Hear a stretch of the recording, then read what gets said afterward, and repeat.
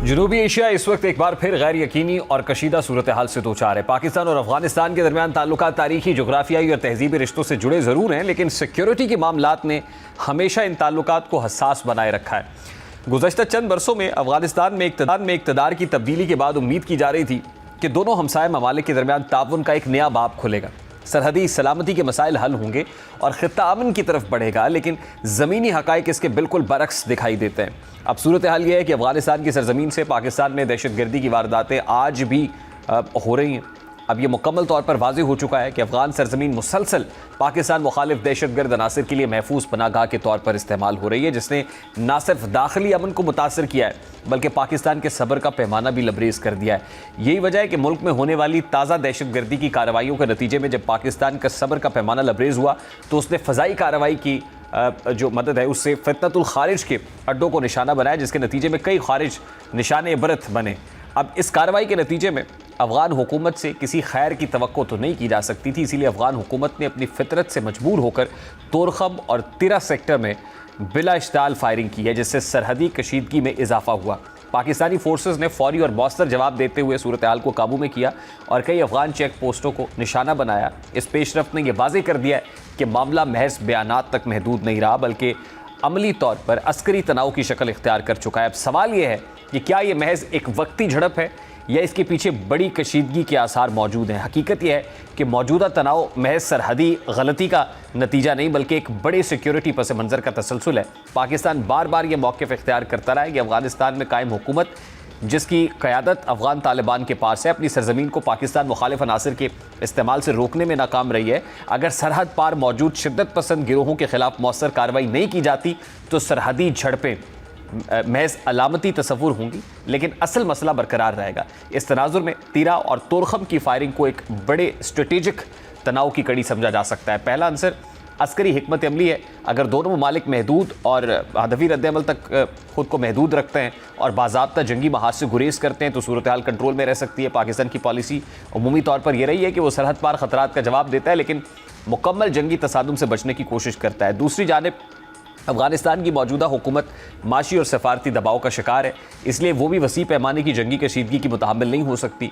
दूसरा पहलू सफारती राब्ते में अगर पस पर्दा राब्ते, फ्लैग मीटिंग्स और अस्करी चैनल्स के ज़रिए गलत फहमियों को कम किया जाता है तो कशीदगी को बढ़ने से रोका जा सकता है। लेकिन अगर बयानिया सख्त होता गया और दोनों जानिब से इल्ज़ाम तराशी में इजाफा हुआ तो ये जो वाक़यात हैं वो बड़े तसादुम का पेश खैमा बन सकते हैं। ख़ास तौर पर तोरखम जैसे मकामात पर फायरिंग का मतलब सिर्फ फ़ौजी तनाव नहीं बल्कि तिजारत, आमदोरफ्त और आम शहरियों की मुश्किलात में इजाफा भी है। अब ये एस्केलेशन की तरफ जाएगा या यहाँ से मामला डी एस्केलेट भी हो सकता है। अगर होता है तो क्या अक्रॉस द टेबल बैठ की कोई बातचीत होगी, डिप्लोमेटिक वे में हो सकेगा, क्योंकि ये सिक्योरिटी डोमेन में अगर मामला आगे बढ़ता है तो यकीनन दोनों तरफ नुकसान होगा।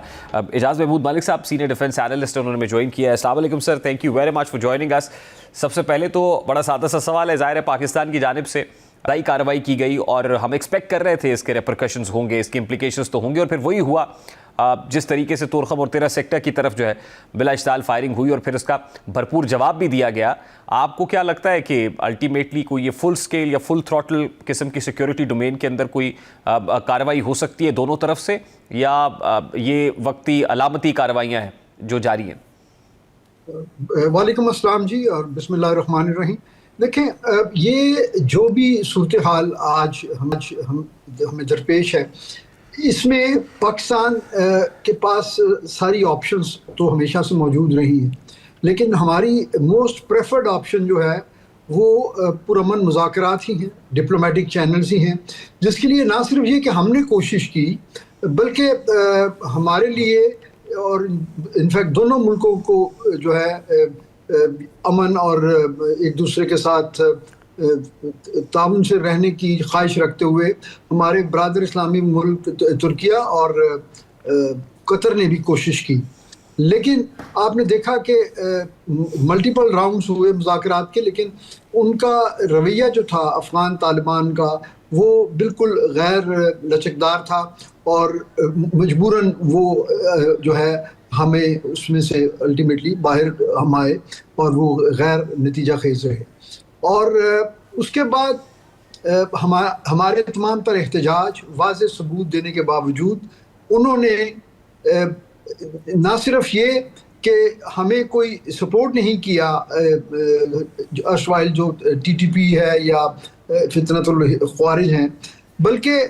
वो ऐसे लगता है कि वो उनके साथ खड़े हैं और वो उनके साथ मिलके पाकिस्तान में जो है भारत की इमा पे वो एक प्रॉक्सी वॉर जो है वो कर रहे हैं। तो इसमें फिर हमारे पास तो फिर यही चॉइस थी। हमने जो है फिर भी बड़ी प्रिसीजन के साथ और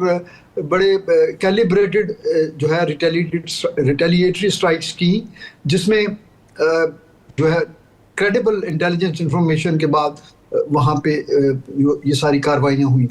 और उसके बाद उनका एक महदूद जो है रिस्पांस आना, वो जाहिर है वो उन्होंने अपना पॉइंट ऑफ व्यू जो है कि जिसको वो पहले भी बार बार वो कहते रहते हैं, ये उसी की एक कड़ी है। लेकिन ये कहना कि दोनों मुल्क एक फुल स्केल वॉर में चले जाएंगे, वो अफ़गानिस्तान भी अफोर्ड नहीं कर सकता और हमारी भी ऐसी कोई ख्वाहिश नहीं है, क्योंकि हम तो चाहते हैं कि हमारा हम तो इनफैक्ट तमाम हमसायों के साथ, लेकिन बिलखसूस अफ़गानिस्तान के साथ तो हम बिल्कुल एक बरादराना ताल्लुक़ चाहते हैं और हमारा अफ़गानिस्तान के साथ मासवाए इसके कि वो भारत के इमा पे जो प्रॉक्सी वॉर लॉन्च हो रही है उनकी सरजमीन से, उसके अलावा तो हमें उनसे कोई ऐसा हमारा कॉन्फ्लिक्ट नहीं है। इजाज़त मलिक साहब, this is not Afghanistan alone ना, उसमें फितनतुल हिंदुस्तान भी है, उसमें भारत का और इजराइल का नेक्सस जो बारहा इस्टेब्लिश भी हो चुका है, तो ये इतना सिंपल तो नहीं है। ये स्पॉन्सर्ड टेररिज्म है जिसके लिए अफगान तालिबान को इस्तेमाल किया जा रहा है, टीटीपी को इस्तेमाल किया जा रहा है और फिर बावजूद इसके कि दोहा पीस एग्रीमेंट के अंदर ये दिस वाज एग्रीड अपॉन के वो अपनी सरजमीन को किसी दूसरे मुल्क के खिलाफ इस्तेमाल नहीं होने देंगे, लेकिन ब्रीच तो हो रहा है और वो अकेले नहीं है बल्कि सहूलतकारी के साथ हो रहा है। जी, वो इसलिए हो रहा है कि ये उनकी माइशत है जी। वो देखें वहाँ ये सिर्फ ये कोई स्टैंड अलोन ये मिलिटेंसी तो नहीं है, वो उनके यहाँ और जो है इकोनॉमी को बूस्ट करने के लिए क्या रिसोर्सेज हैं वहाँ पे। ये एक